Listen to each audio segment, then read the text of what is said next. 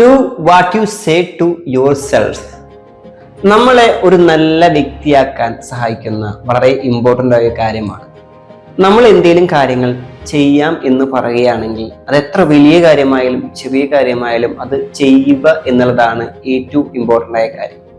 അതൊരു task complete ചെയ്യുന്ന കാര്യമാകാം, സമയത്ത് ഉറങ്ങുന്ന കാര്യമാകാം, അല്ലെങ്കിൽ പഠിക്കാനുള്ള കാര്യമാകാം.